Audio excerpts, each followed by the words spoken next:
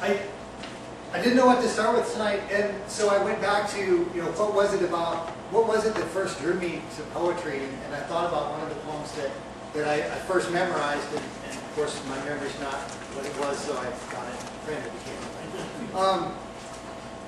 Some friends and I looked at, or started reading some Carl Sandburg, who I think really set the stage for an American kind of poetry, kind of breaking away from the European tradition of rhyme and form, and he became a freelance traveler, and really believed a lot in just having a form that was different, that was uniquely American.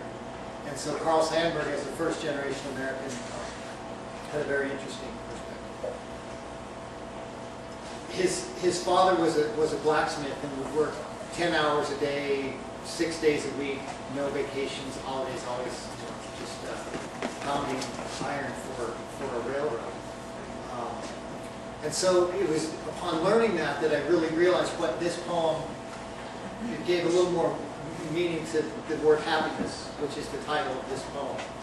And it's Carl Sandburg from his Chicago poem. I asked the professors who teach the meaning of life to tell me what is happiness.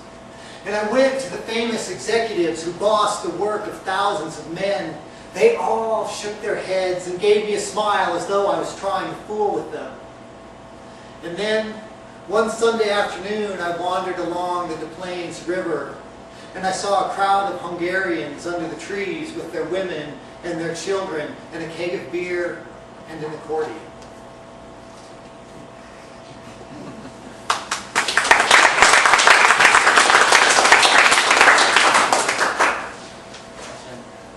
I was lucky enough to have a piece published in a really interesting magazine called Little Mo, which is Life, Liberty, and the Pursuit of Happiness. It's kind of a short version of it. But it's really interesting because, in the same, it was very rewarding to find in the same magazine that there was a piece on education in there, and that if you look at the difference between the roots of instruction and education, instruction is kind of like filling the vessel, whereas education is drawing forth what's already inside. And I thought that was a brilliant thing to be associated with, so I was very happy about it. This is a piece that comes from this time of year, and it's just wandering around and foraging and eating what grows naturally out in the wild. It's called Curly Dock. Did you see the moon rise last night? Pale orange and huge, casting a pallid glow over the plowed fields and the smell of cattle in the stockyard. The blaring bright spotlights of the truck stop outshined all this natural light that had traveled a supra-orbital course from sun to moon to us.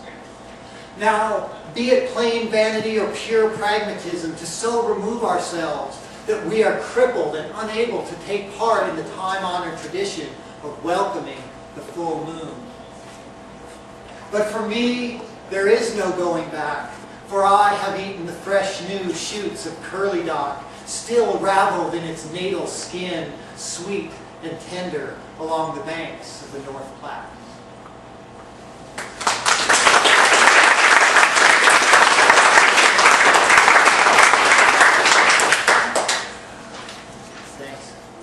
Since both my sister and my daughter are here, both of whom have a penchant for one very short poem, it's called Horse.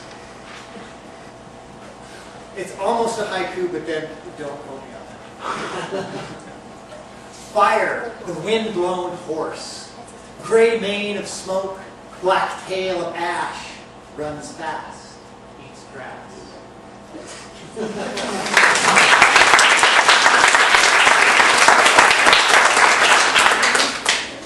For the last piece I'd like to do tonight, my wife Annie served in the Peace Corps in Thailand and was generous enough to take me there a few years ago. It was just a phenomenal place, and it was wonderful to be in that place with you. And this was about a night, one evening that we went on. It's called Bat Cave in Thailand. Traveling south toward the big mountain park of Khao Yai, a cliff looms to the west, straight-walled and black, most unlike a mountain. At Buddha's green and golden temple, a rugged two-track leads away from the highway and weaves through tall trees, cackling jungle fowl, and obscure and distant calls of life unseen. Draw closer to the cliff, and its limestone character becomes more strikingly apparent, cracked and caved and karst. This cliff rises from the lush and overgrown tropical jungle, yet its exposed base reveals a desert with standing cactus, spined shrubs, bare spaces, short and gnarled trees. Above, on this strangely separate face, lies a dark and open eye that leads into the core of this cliff. In a steep ravine of worn rock and mud, a trail leads to a clear view of the dark eye of the cliff, to the sharp eye of the peregrine falcon, and the waiting eye of the shikra hawk. Dusk comes near. The blue whistling thrush announces the next act. The lights dim. Strain to hear the first line. A single peep within the cliff. Discern individual voices merging into a gradually rising tone that intensifies into a bewildering buzz. Then the sound is translated into movement as uncountable bats leave their roost, flapping their wings in the closed space of the cave, creating a breeze that turns to a wind, exhaling from that cave that carries the acrid smell of their guano. At the mouth of the cave, one bat appears, 2, 3, 7, lots. Individuals become lost in a trickling stream that is conjoined with other streams to become a river as the winged multitude flows from the face of the cliff unstoppably to the jungle below as the curtain of darkness falls.